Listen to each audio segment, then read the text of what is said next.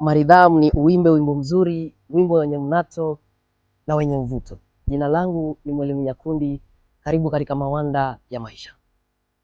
Nikusimulie kisa kimoja. Jamii moja ya Kiafrika, jamii hii ilikuwa na imani zao za kiuongozi. Katika imani zao za kiuongozi walisema kwamba mtu angekuwa mfalme kwa miaka miwili tu. Kulikuwa na baraza la wazee ambalo lilitengwa kwa ajili ya kazi ya kuchagua hawa viongozi. Kwa hivyo ilipofika wakati wa viongozi kuchaguliwa, basi ile baraza lingeketi likamwangalia kijana mmoja mwenye akili, jamaa mwenye maarifa na mwenye muono, na wakasema kwamba huyu anatosha kuwa mfalme wetu.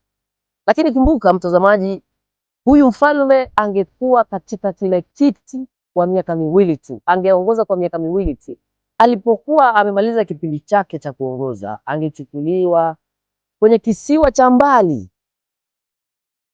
mbali kabisa, ambapo hapakuishi mtu yeyote. Pale angeteseka, labda afie pale, manake hakuwa na chakula, hakuna mtu anamtazama pale, na baada ya muda mfupi tu angefariki, manake huwezi kuishi peke yako bila watu wengine.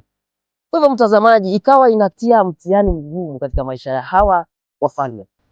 Kijana mmoja katoka kwenye familia ya kifukara, familia ya kimaskini. Ilipofikia wakati wazee waliketi, wakasema kweli yule kijana anafaa.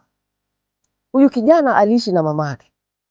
Na mamake aliposikia ujumbe huu, akamwambia, kijanangu, naona umechaguliwa, unasikiaje rohoni? Utachukua mzigo huu ama unakataa?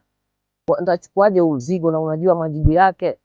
Mbona niongoze kwa miaka miwili tu alafu baadaye nife? Ni vizuri kuishi maskini kuliko kuishi tajiri kidogo alafu nife.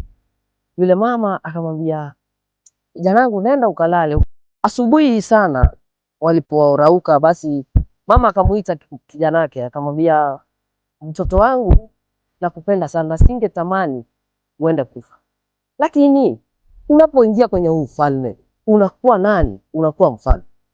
Na unapokuwa mfalme, si mfalme ana nguvu?